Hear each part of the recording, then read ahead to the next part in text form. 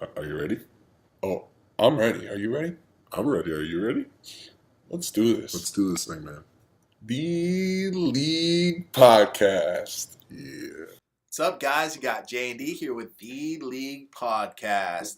We're here to sum up Week 4 matchups, except for Monday Night Football tonight. But, next time around, we'll let you guys know how that game ended up. We'll give our little input on that. But before anything, go check out our website, www.theleaguefantasyfootball.wordpress.com. And on there, you'll find all of our social media at The League Podcast for Facebook and Instagram, and at The League Pod for Twitter. Also, go check out our SoundCloud, which that's where we upload all of our podcasts at. That's going to be at The League Podcast. So, yeah, let's get straight into our day-to-day. Talk about a little bit about the games yesterday, a little disappointments, a little bit of booms, so today is really talking about who really stood out to us and who really shit the bed for us. There were plenty of busts and there were plenty of bloomers out there. And I feel like a lot of the bloomers are guys that probably aren't even on your team. So this will be really good for waiver wire segment. And a lot of these guys you can look at picking up moving forward because you might have a bye week, you might have an injury.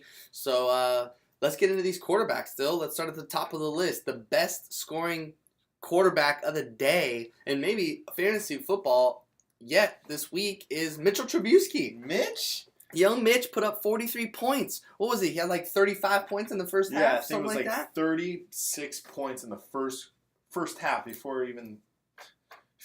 I couldn't believe it. 6 touchdowns. I mean, the guy was a monster. I was really hoping he was going for Peyton Manning's record, but definitely. He I thought he was at least going to tie it with 7, but he didn't. But regardless, they're going into a bye week next week, so that definitely it's going to be maybe tough to pick him up this week. He's only 15% owned in Yahoo Fantasy League, so if you got the spot for him, maybe stash him. But you might want to look into week 6 when he's playing Miami in Miami. Maybe picking him up depending on bye weeks for week 6 and injuries. So, dude, Mitch is on fire. So keep an eye out for him. No, definitely, and someone like Mitch is going to have these big weeks, so then he's going to come back down to earth on those other. But when you have good matchups, you got to play the matchups. And he's obviously a good enough quarterback and a good enough offense to produce when he gets the opportunity to. So if he's playing a crappy offense, then definitely stream him if you need to. Some of you guys out there are streaming quarterbacks on a weekly basis. So he's definitely a streamer in the future for you. Well, and to that point too, he just has weapons around him. He's got Allen Robinson. These guys are making plays. Trey Burton, who's finally getting that work. And not to mention Taylor Gabriel. We have so much to talk about today. Definitely. He's one of my highest waiver priorities. Without a doubt. With Anthony Miller going down, I think this was just even more of an opportunity for him to do what he did in the last couple of years. What got him paid. Definitely. What got him paid, and now Anthony Miller is not going to be that guy that everyone thought he was, because Taylor Gabriel has proven that he's better. He's just more experienced. He's got that juice, you know. So, definitely one of those guys that I want. But let's go to another guy that's a little more of a seasoned vet. That's more of like a trade bait type of guy than more so a picking up type of guy. Coming off a couple rough few weeks. I mean, week 1 was pretty decent, over 20 points. But he flourished yesterday. This is Andrew Luck, and this was also with a T.Y. Hilton in and out of the game all game, and without Jack Doyle as well. So he had a really good day with 36 points or 35 points. And I think this is someone that you're confident starting on a weekly basis. Or, to your point, preach to me. What would you trade? What would you get for him? What are you talking trade-wise? I mean, it just depends on where you're at. Say you have like, let's see. Say you're rooting on, your Ryan Fitzpatrick, or you're rooting on your, Baker Mayfield or Eli Manning. Like, those are your starting quarterbacks, At this point, you might want to have to give, if you have an extra running back on your bench or an extra receiver, those values are so much more than quarterbacks. And a lot of teams, I feel like, have Andrew Luck as either their first or second quarterback. Like, I feel like everyone who drafted Andrew Luck was kind of scared of his previous injury, so they drafted 2 quarterbacks to be safe. Like, I have Andrew Luck in 1 or 2 leagues, and both of them, I have another quarterback just in case. So Andrew Luck might be available in some of these leagues, especially after a big week like this. You might have to buy high on him or wait until he has a more down of a week and then go from there, Yeah, I drafted him, and he was my number 1, and Fitzpatrick was out there. And this was around week 2, week 3, and I picked up Fitzpatrick.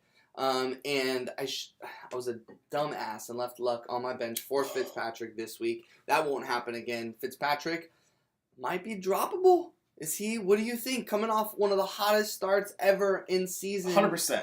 I mean, we He now lost had the a job. Jameis Winston come into the game, Threw and 2 now interceptions. Jameis did throw 2 interceptions. He had, a horrible game for the game he played. Actually, he wasn't too bad. He was 16 for 20. But the point is, I think that Fitzpatrick moving forward is someone that you can probably drop. But before we get into that, Dill, let's go to the Raiders. Derek Carr on the quarterback section. Huge day yesterday. Big 31 game. and a half points. I mean, there was so many points. I just can't believe Baker Mayfield didn't get more points out of this game. You would think they did out of the many points they scored overall. But Derek Carr had a great game. Talk to me about his stat line a bit.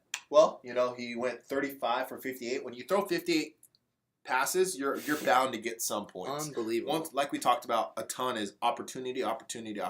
So with Derek Carr throwing so many attempts, he got 437 yards and 4 touchdowns and 2 interceptions. So obviously all year interceptions have really hurt him. He's thrown 3 in the first game, 2 in the third game, and 2 in the fourth game.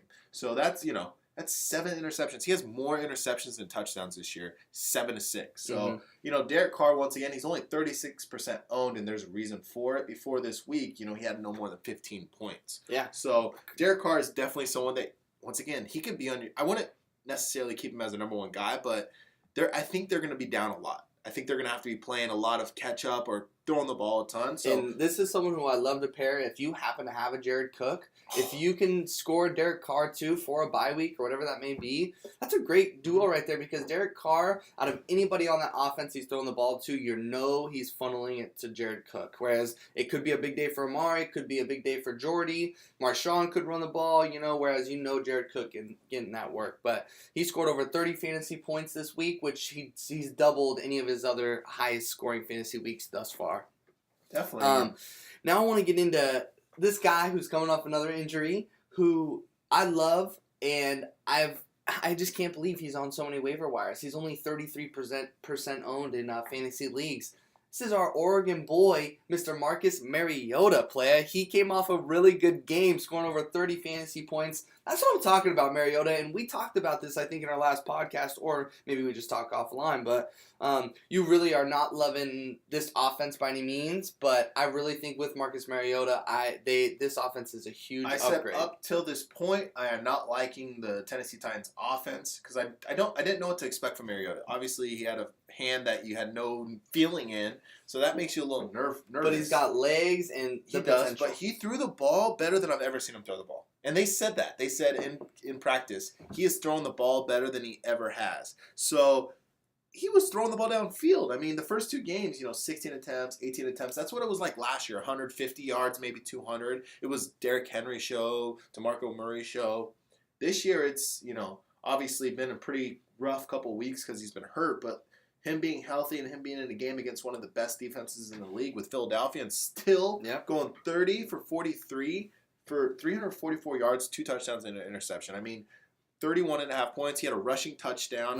He had 10 rushes. That's what I love about Mariota. Yeah. He gets in these positions where he can get that first down and keep the chains going because, he needs to and understand he has to put the team on his back. So scoring over 30 fantasy points, I'm picking him up all day. And with the cut of Rashard Matthews, I think he knows now who his guys are. He's focusing on Corey Davis. We saw Twan Taylor.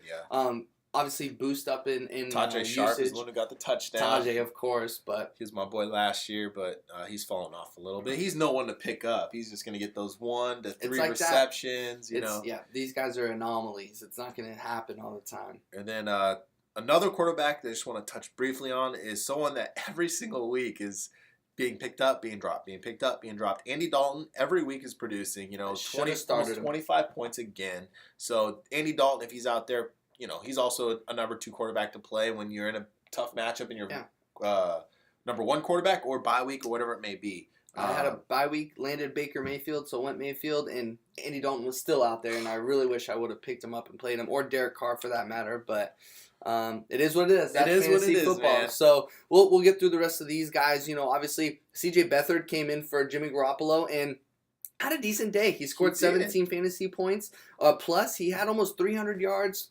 Passing, 2 touchdowns. He did throw 2 picks. Obviously, those were pretty costly picks after them Yeah. losing. They were in the game. I mean, he put up a good fight, and Against the Chargers, I thought, obviously I thought they'd have a blowout game. Yeah. Chargers only scored 4 fantasy points on defense. So I'd say the 49ers really surprised everybody, except 49ers fans. Yeah. So, But- I mean, I'm not going to go pick up C.J. Beathard yet, Definitely. but it's just And something to look at. Their receiving core got depleted this week. Dante Pettis is hurt. Marquise Goodwin's hurt. George Kittle, your boy, Is not hurt. is and not he hurt. balled And out, and he is looks a like, beast out of and anybody must on that start. offense, Yeah. the guy you want to get. Yeah. So, moving on, we got a slew of young bucks. I mean, they're lined up, stat line, 1, 2, or, on the list right next to each other, 3 in a row. So, Baker Mayfield, Josh Rosen, and Sam Darnold, all right around the same points. They each got like 11, 12, 13 points. So, out of all of them, Baker Mayfield definitely threw the most and had the best fantasy day out of any of them. But nothing pops out by any means. I think, like we talked about, looking at these offenses. You look at the Jets with Sam Darnold, Robbie Anderson, possible drop. Like, why For sure. even have him? I already He's did. Done in that offense. Only Funny Quincy fantasy Newton wise. is the only guy that you would want. Yeah, and In that receiving core. Powell might have the receiving potential, but obviously being a running back. But you look at the Cardinals. Christian Kirk kind of stands out to me. Yeah, but he had only like 4 receptions for Definitely. like 25 yards. Potential wise, though, he for looks sure. Last so week he good. had an amazing game. Larry scored a touchdown though, right? Or did he not? No, Larry had a bad day too. I could have sworn. Maybe I was dreaming. But anybody in that offense that looks fantasy relevant besides David Johnson?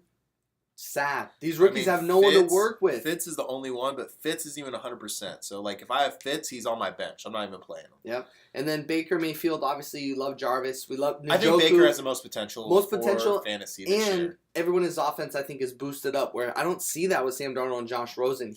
Baker Mayfield actually elevates everybody in that offense. Jarvis, Callaway even though he had tons of bad drops. Njoku now startable all the time with Baker Mayfield.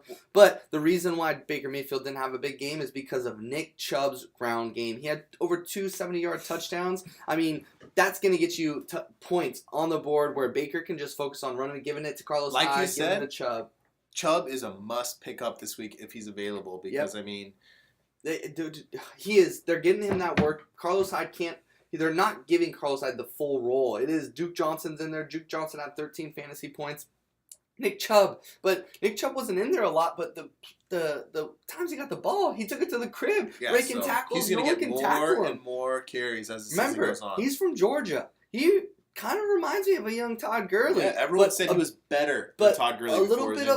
little bit more of a bully. Like Todd Gurley is more of a cat. He just can move so quickly, whereas Nick Chubb I feel like is more of that bully. But anyway, I'd say that's what cut into Baker Mayfield's total great day.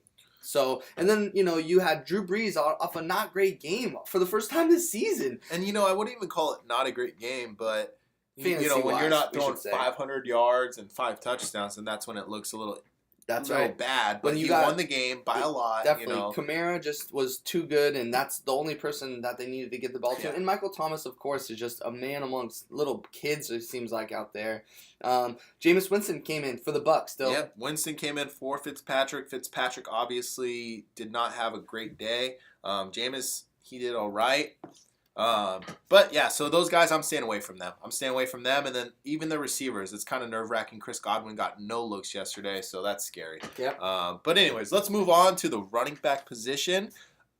First, I want to just start off by saying, James White, you are a beast. Like, James White is a beast. I love James White. I've loved James White for years now, but he destroyed me yesterday with 30-plus points. And you know what's crazy is James White had a huge game, and Sony Michel actually had a decent day, too, on the ground. Well, it's funny because James White touched the ball 16 times, but he obviously got over 100 yards total and 2 touchdowns. So that'll get you every single time. Every time. But But then- Sony Michel, 25 rushes for 112 yards and a touchdown. No targets, so both- obviously, yeah, they're utilizing. They're both going to be startable. Yeah, for sure, 100%. I mean, James White, every week, though, it sucks with him because the week in Matt's matter, he started him. He got him on a good week. But Yeah, I he feel Yeah. like every week I go to start James White, it's a dud. Yeah. And then I put him on my bench. Well, I don't think it's 30 ever points. a dud. I think he's going to get you 10. True. Usually it's gets you just about not 10 that points. what Yeah.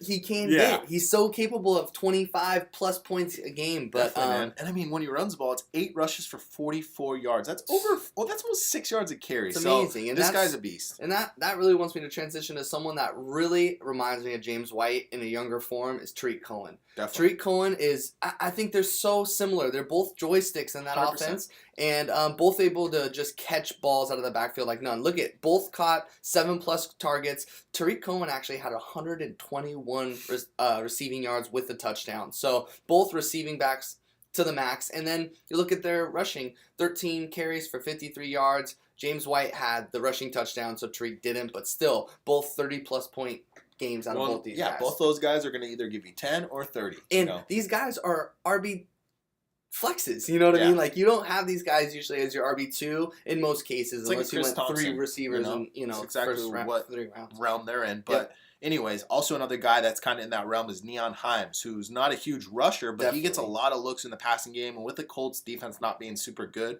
they're going to be in these games where they get behind. They're going to need to throw the ball, Yep. so they're going to use him. So he's also another guy that's actually available in a lot of leagues. So definitely he's a top guy that you need to get on your waiver wire. He this actually week. led the league this week for running backs in catches, in receptions. He had 9 receptions, which led the NFL for running backs. on So 11 targets. on That's 11 amazing. targets. So, and he, like, just one of those guys, daily fantasy wise, these guys probably got paid off that playing Naheem Hines with 28 points. For sure. And then, hey, let's talk about somebody. Yeah, so Hold on, let's talk about this a little bit. Mr. Chris Carson, Dylan had in his flex all week. All right, like 5 different teams, 6 different teams. lined up. I even had him in one of my, and I switched him out for Emmanuel Sanders the day before, so I got lucky there. But Chris Carson, all of a sudden, Sunday morning pops up on the injury. Not Sunday morning, Sunday afternoon. At noon, Preach dude. on it, Dill. What happened? So I'm sitting there, and obviously all week he had a hip issue, and they had talked about him possibly not playing, but they said it was all good. Next thing you know, at 12 o'clock, I get an alert that says Chris Carson ruled out.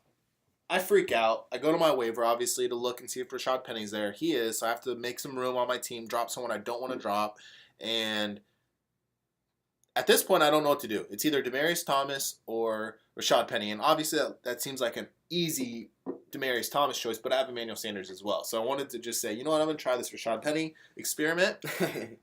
But I've been preaching all year that Rashad Penny is light years behind Chris Carson, and it proved yesterday because he's also light years behind Mike Davis. Years behind. Yeah, Mike Davis came in and he looked incredible. He looked amazing, and it makes me really nervous about Chris Carson's job now because why would they switch when he's got the hot hand? Obviously, Carson and that's what they do. They roll with a hot hand in that offense. So next week, Mike Davis will be the starter, even if Chris Carson is healthy. I think they definitely will split the carries a little bit more, but definitely nervous. In my opinion, Mike Davis is my number 1 waiver wire guy this week, and I'm going to be putting in for him to be my number 1 guy, and I hope I get him. But definitely, I think that. I mean, he made that offensive line look good. He made did. that whole offense look and good. Russell Wilson blocking for it. I mean- Russell Wilson, I have so much respect for that guy. Russell All these guys Wilson, complaining bad about getting day. hit. He's hitting people, dude. Yep, Russell Wilson, bad day. Smaller. But because Mike Davis showed up, they Yeah. didn't need to rely on Russell Wilson because Mike Davis held it down. I mean, he had almost 30 fantasy points, which is crazy. And not even to mention he had 4 catches. You know, 4 that catches. always boosts up your value as well. PPR potential, and like to Dylan's point, this is going to be a hot waiver wire commodity going into week 5. Yeah. And I can't believe we're already at week 5, Dylan. This is crazy. Oh, man. But let's move on. Definitely. We already talked about Nick Chubb, obviously. I He need didn't to have- preach a little bit on Nick Chubb too. He had only three rushing attempts, and that's what I mean. The guy touched the ball. He had 105 yards for 2 freaking touchdowns. That is unheard of, and they're going to obviously start getting him the ball more because they know what they got in Nick Chubb. He's not only a bully, but he can run. Dude, he had 2 60-yard touchdowns, 70-yard, or not. I guess he only had 100 yards, so that wouldn't make sense. But he ran past the entire defense, and no one could even catch up. It reminded me kind of Kamara, where they're just kind of gliding. It doesn't even look like they're running fast, yet no one's catching up to them, So, but I really want to move on to someone next. I wish we had some sad music to put in right here. This is Aaron Jones on the Green Bay Packers. I'm not even going to really get into the details, but Tyler Cederoff, Dylan Hall made some shady shit go down on my son's birthday, Saturday. Okay, Rockstar. You're going to talk about it being your kid's birthday, huh? Making it seem like I'm just an asshole. Anyway, you guys know what you did, you assholes. But Aaron Jones, we'll get to the fantasy good stuff. Aaron Jones had himself a great day. And, Ty Montgomery as well, he had that fantasy work. I definitely called it last week where Aaron Rodgers is just going to be dumping off to Ty Montgomery. But Aaron Jones is that fantasy back in that offense with 11 carries, 65 rushes, and 1 touchdown. And he caught a pass and he took it 17 yards. It was a very exciting play, to say the least. Aaron Jones is an exciting player, and I love him. And if he happens to be on a waiver wire, which he's not, but might have because he was on a suspension, so somebody might have dropped him. So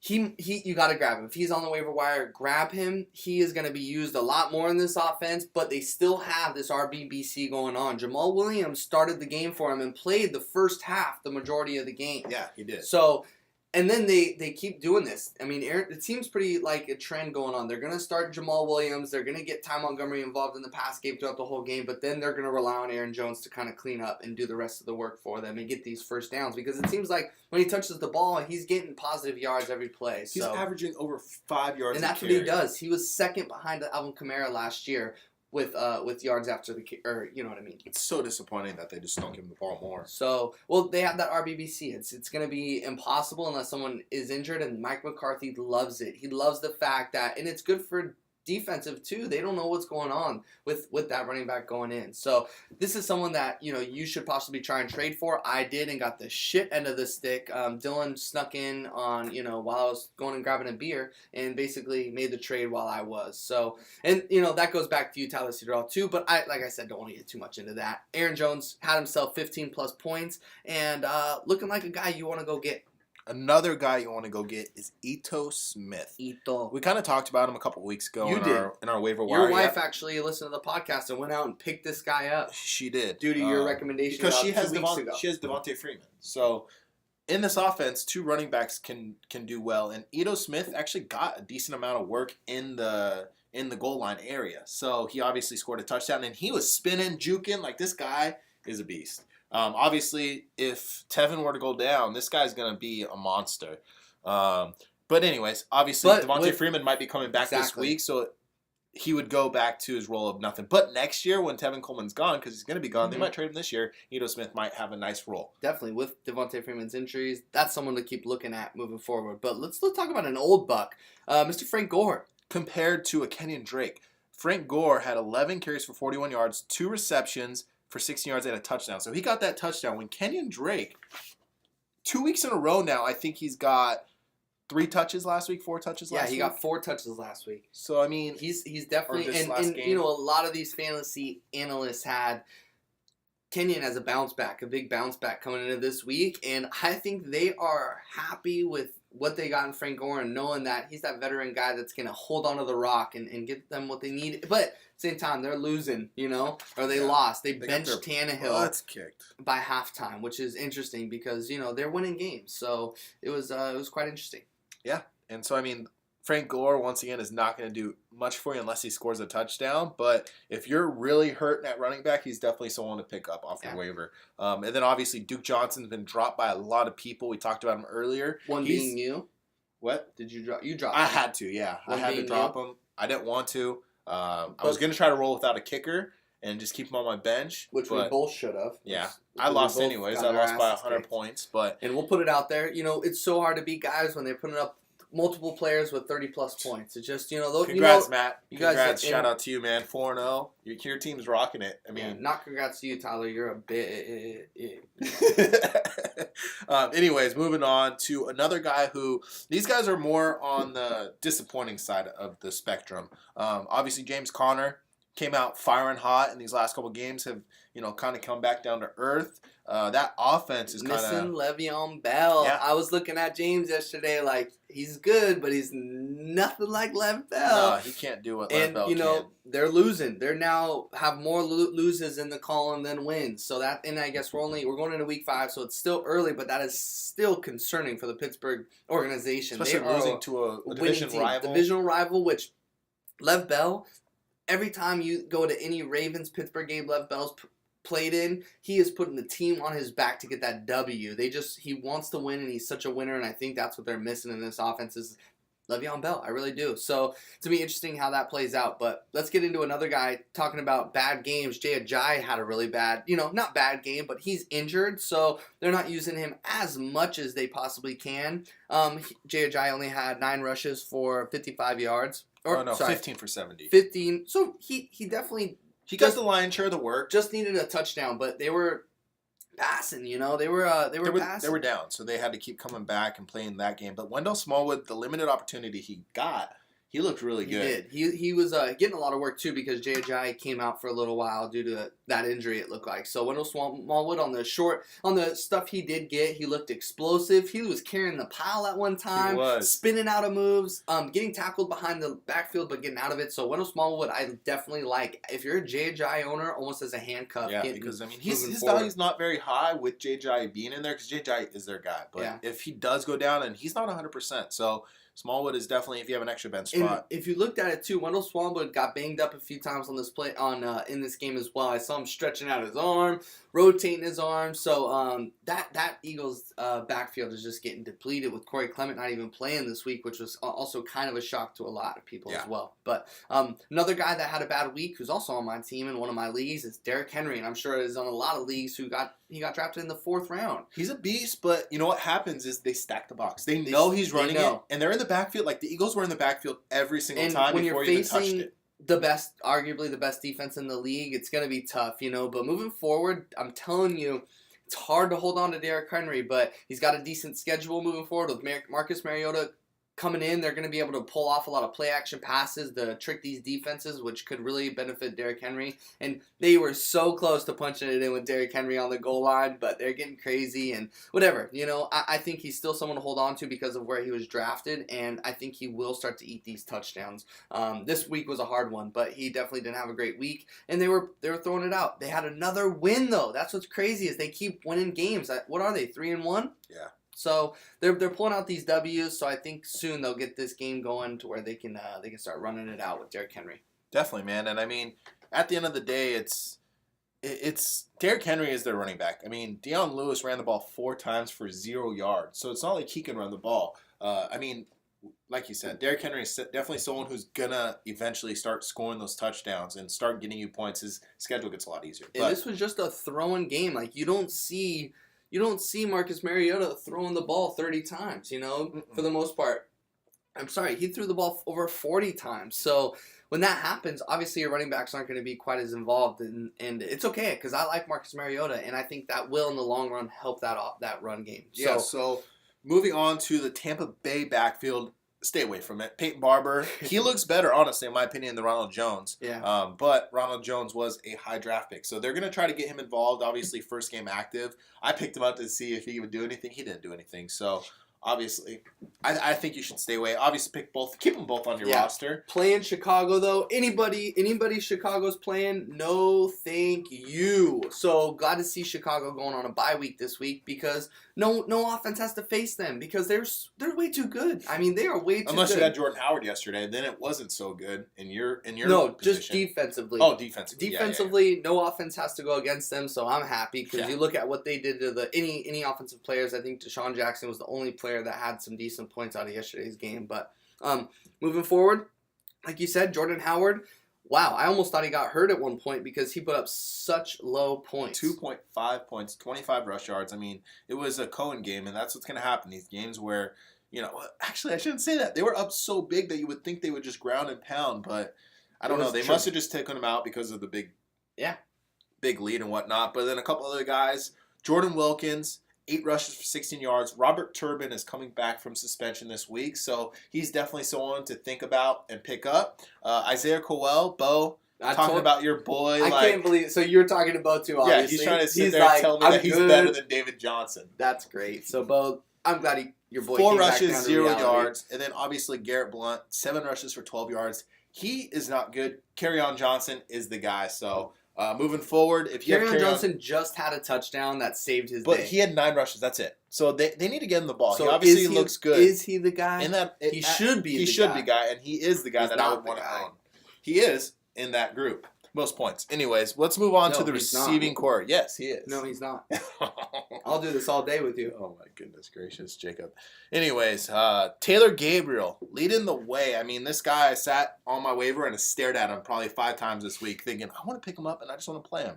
100 yards receiving, 2 TDs, 2 touchdowns, 30 points. 7 catches. Get out of here. And like we talked about, Anthony Miller gone. This could be a big now step for Taylor Gabriel to solidify his position in that offense. Definitely. And then also another guy coming his first week back, Kiki Kuti, making his season Your boy. debut. Yeah, once again, another guy that I really liked in this preseason. Finally breaking out. Breaking out, I said that, earlier, I don't know if you remember, Jay, I'm sure you do, I talked about him having a better year than Will Fuller. Wow. Obviously, Will Fuller is having an amazing year this year, but I did say that he would be a better player this year. So we'll see. First week, 11 receptions, 109 yards on 15 targets. So And, Will Fuller got some injuries lurking, so who knows if he's out the next couple weeks. Kiki could really step up and match what Will Fuller's going, and I like that projection, really do. yeah, definitely. And then also another receiver. There's a lot of receivers that came out this week that make me a little excited for this waiver wire. D.D. Westbrook obviously is someone it's scary to trust any of those Jacksonville receivers because one week it's Keelan Cole, next week it's D.D., and then also Dante Moncrief had a huge week this week as well. 5 receptions, 109 yards, and a touchdown, but only on 5 targets, as where D.D. Westbrook had 13 targets. So He's comfortable throwing DD the ball. he is. He's their slot receiver that Blake Bortles likes on those short to intermediate throws. And then another receiver that just out of nowhere, Chester Rogers on the Indianapolis Colts. Yep. I mean, T.Y. Hilton, a guy that he got hit hard in that game. Chest injury, came back in, and then left with another injury. Yeah. So this is someone that, obviously, Andrew Luck's comfortable throwing the ball to. He's been with that offense a few years now. 8 receptions, 85 yards. I mean, you can't... 18 points out of that. You'll take that 11 all targets. day. I mean, they're going to be down a lot. That's the thing with them. And Andrew Luck's coming into form. I really like it. I like Chester Rogers as a pickup. If you got, bye weeks injuries, all that good stuff. Definitely. And then obviously a couple more guys that are out there. Mohamed Sanu, who you always are high on. He's a really good receiver. Just if they get him the ball, then he's going to catch it. I mean, He's a beast, he dude. is. And he seems to get open and he makes those nice catches, those nice plays. And then another one of your boys from Jawan the Titans. Taylor. So this guy, I mean, he's just one of those receivers that has big play potential that, it doesn't look that pretty at 14.7 points, but... And there was a lot of points that aren't here. Like, he had multiple down the field balls that should have been catches, but it was great defense as well. They're playing Philadelphia, so they got great D. And Jawan Taylor was getting over the top. I think Mariota missed a couple throws because Mariota's not that long ball quarterback. But Jawan Taylor has that potential to take it out over the top and have that John Brown type potential where, he's just beating that defense like John Brown did last night. Definitely, man. I mean, I like what I saw out of him for sure. And then how about your boy? I guess not your boy, my boy, our boy, Allen Robinson. I have him in a couple leagues. I've been trying to trade Mike Estette for him, but he's not having it. I know you're trying to. I don't know if you're trying to trade Mike for him, but Allen Robinson. He didn't have many targets. He was saved by a touchdown. He was saved by a touchdown, and that is, in fantasy, touchdown will save you every single time. But it's so odd to see that Allen Robinson had such a little day with Mitch having the biggest day of the week. So, but he still got it done, and if, 10 points plus, I guess that's all you can ask for, even though everybody on my team got about 10 points or plus, and I still am going to lose because you can't beat 30-point weeks against the opposite guy. Definitely not. Let's get into a couple more receivers here, huh? Well... One of my boys, Nelson Your Aguilar. He obviously had 12 targets, which is really nice to see with Alshon coming back. But Alshon definitely looked like the better receiver out there. Aguilar just looked off. He looked so off, man. He dropped a couple of them, and a couple of them just weren't No, he dropped a couple, and then a couple of them were just bad passes. But yeah, he could have had 7 more receptions, but even it's nerve-wracking getting 5 receptions for 22 yards.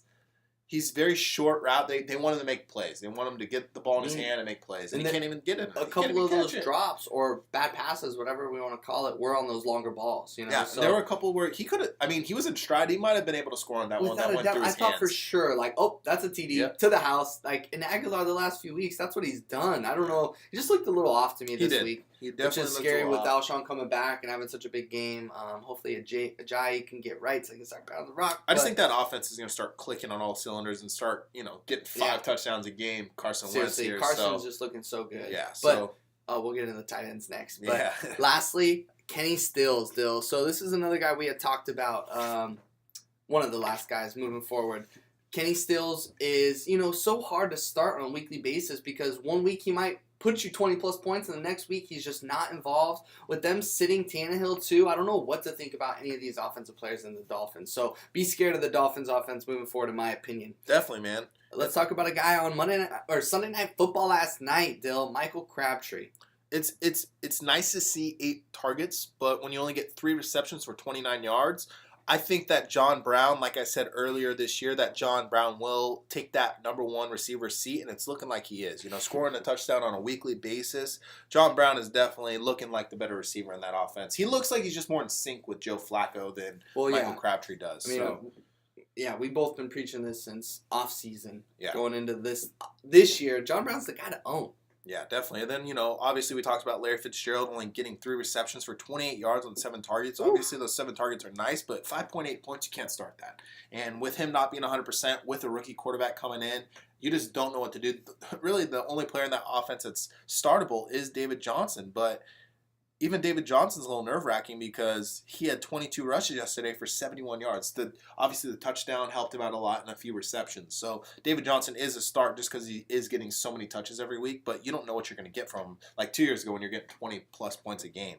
And then, a few more receivers that are on the downpour that, are maybe even droppable. Like, Kelvin Benjamin, obviously, he was droppable weeks ago. He had, that offense is just, it's scary. It's horrible. And, it's bad. And that offensive line has a lot to do with it. They're just not giving any time to Josh Allen. Kelvin Benjamin, though, get out of here. You can't touch Jair Alexander. Alexander will destroy you on any one-on-one matchup, just like he did. Shut your ass down. And now I'm on Cam's side 100%. You ain't nothing, Kelvin. You never were. Never will be. And your career is going to end in Buffalo. Simple as that. Yeah, he's on a contract year, and he hasn't proven anything, so that's also very nerve-wracking. But someone else that I was pretty high on before the year started, injuries pushing him back a little bit, and now without Jimmy Garoppolo, what do you think about Marquise Goodwin? Do you think he's worth to keep on your roster, or do you think he's worth dropping? Because in one of my leagues, I needed a spot, so I dropped him. It hurt me to drop him because I think that he will have a decent year, but it makes me nervous that yesterday he only had two targets, was it? Yeah, and what happened was he got hurt yesterday, like I mentioned offline. Marquise Goodwin got hurt, taken out of the game with a quad injury. So, with that moving forward, I'm definitely dropping his ass because he can't, he's obviously not putting up major numbers. They're out Jimmy Garoppolo. And I really feel like that's someone that you can move on from moving forward. And weird to see Pierre Garçon not taking a bigger role or doing really anything in that offense. Yeah. But I'm dropping Marquise Goodwin all day. And then, as sad as that is, because he had so much potential coming into this year. But I know, and it sucks. Someone else like Chris Godwin, 2 targets yesterday for 2 receptions, 22 yards. I dropped him because I needed a spot, and then someone picked him up and then dropped him again. So he's someone that I don't know what to do with if Fitzpatrick is not starting, which I don't think he will. Robbie Anderson already talked about him getting dropped. He had 6 targets, but he only got 2 of them for 18 yards. Obviously, he's going against the Jacksonville Jaguars. That's tough, but he hasn't done anything all year. Keelan Cole, tough. Anybody in that offense, I think out of anybody, Didi's the only one that I can consistently maybe start in a flex. Keelan Cole, week by week, you don't know what you're going to get out of the guy. 2 for 15 is what you got. Anybody out of that offense. Yeldon had himself a day yesterday. So, it's interesting. It's really interesting to see. And then lastly, Mike Dub Williams, someone that a lot of people had in their starting lineup due to previous good weeks.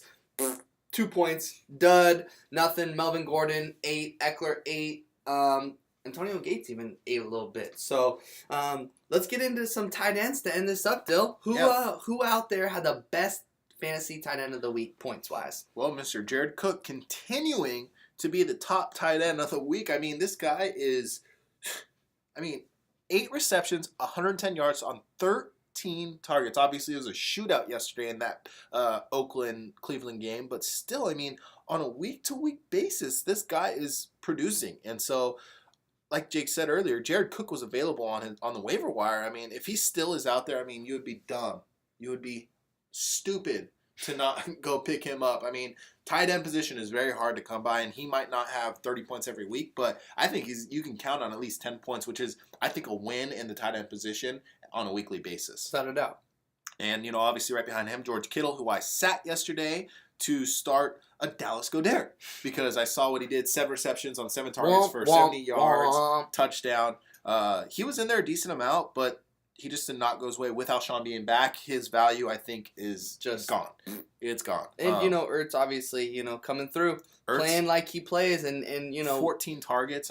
That's what you expect out of him. Getting over 20 points. That's what you need out of Zach Ertz, and that's why with Alshon coming back, Goedert is obviously getting dropped everywhere. Yeah, and then another tight end, Eric Ebron, who continues to produce in that offense, and obviously. This game flourishing off that injury with Jack Doyle. It was scary. Yeah. The whole first half of the game, he had nothing really, but flourished in that second half. I think he had a touchdown that saved him. So 5 for 40 and a touchdown on 10 targets. So I'll take that all day. Yeah, and with the injuries in that offense, this guy, Eric Ebron, could be a weekly start for you because Luck is going to be looking his way. How about someone in Dallas, still? Jeff Swain. He's definitely been the guy that's been their tight end in that offense. Obviously, that offense hasn't been producing too much, but when you get a touchdown, that's what you can ask for, and he did. 3 receptions on 39 yards, 5 targets for a touchdown. That's 13 points right there. I'll take that any day. 10-plus points for a tight end position. He is one of those guys on a weekly basis, though, that could give you 15 points or give you 0. Definitely. So it's risky. It's based off of matchups, and at this point when you're streaming tight ends, and people might have 2 tight ends on their team where you're really trying to figure it out. Like last week, you started Ben Watson. I started Dallas Goedert, which didn't pay off for either of us, both scoring 3 points, Yeah, luckily I don't need to stream every week. Got Jordan Reed. But when you're in a position where you drafted a tight end late and you're doing that, there's a lot of these guys that are up here that are probably on the waiver wire. Like Max Williams last night, someone who had 5 targets, 51 yards, and someone that I've always really liked. Young buck, and he's starting to get way more involved in that offense. David Njoku obviously boosted up in this offense with Baker Mayfield throwing him the ball. And someone I want to talk about is because there's a lot of talk between Jesse James and Vance McDonald. I think moving forward, and you tell me what you think, but I think Vance McDonald's definitely the guy that's just more of a beast, and Ben is more comfortable throwing him the ball. So I think that's someone that definitely, if you're going to make the decision between one of them, I'd go Vance McDonald all day. But once again, you just never know. It could be a Jesse James kind of day. But Ben Roethlisberger definitely loves to throw to his tight ends, and Vance is shown to be the more dominant guy when he's healthy. So excuse me. I agree on that one. But really, that's about it for the tight ends. They're tight end position on a weekly basis is you go from scoring 31 points to, the other top guy scoring 3 points. So, and in between, you only got a few 10-pointers. That's it. Yeah, and, one last guy is someone that finally was coming out of his shell and being his old self, Tyler Eifert, dude. He was starting to look, I was getting excited. And you were playing against him this week. Still put up 13 points or so, right? He put up, first quarter. 13, almost 14 points. And now looks like he's out for the year. He is not going to be coming back, which just seems like Tyler Eifert has the absolute worst luck when it comes to health. But all the best to you, man. It sucks. You have such the best talent. I hope those endorsement deals pay off for you. And that wraps it up over this weekend. And guys that you should be going to get on this waiver wire in this segment we touch base on, and we're going to be coming back later in the week with everybody you should be looking to start and sit for this week's matchup and going into week 5, man. It's insane. But in the meantime, Dill, where can they find us? www.theleaguefantasyfootball.wordpress.com. On there, go check out all of our social medias. Give us some love at The League Podcast for Facebook and Instagram, and then at The League Pod for Twitter, and then go check out our SoundCloud at The League Podcast, where we post all the latest and greatest fantasy football news from the league. Over and out. Late. What did I do? What did I do? The league, huh?